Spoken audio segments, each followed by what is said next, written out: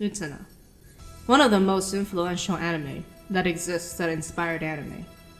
Made in the 2000s by B Potatoes, revolutionary girl Utena Tenjew is a postmodern, allegorical, metaphorical, illusionary, symbolic work.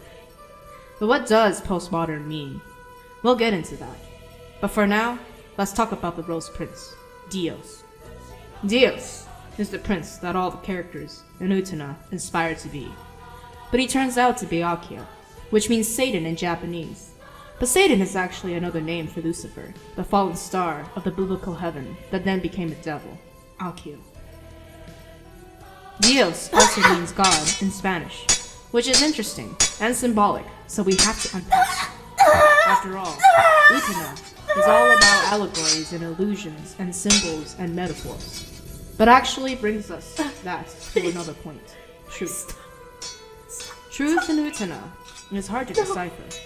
Since Utena is so postmodern and allegorical and metaphorical, we can't really tell what parts are illusionary reality. Except when Wakaba is on the screen. Wakaba, if you notice, has brown hair.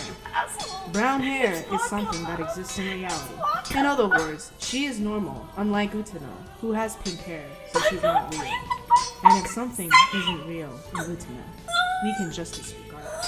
Because they're symbolic, you're not supposed to take it literally. But that brings us back to how postmodern Utena is.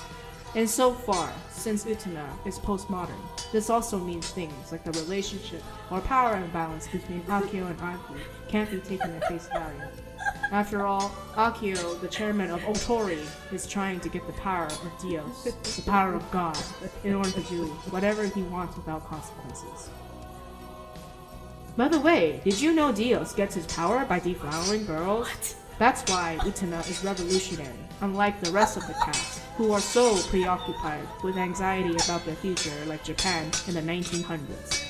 More about that in the upcoming video about Neon Genesis Evangelion later in soon.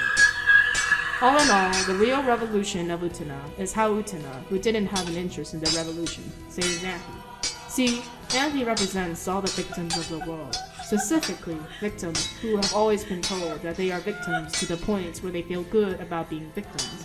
And since Utena saved Anthe by teaching Anthe how to save herself, and since Utena isn't real but a postmodern, metaphorical, allegorical symbol, she is in fact saving all the girls of the world.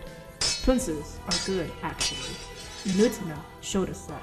She showed us that we can all be princes and save all of the women in the world who are victims.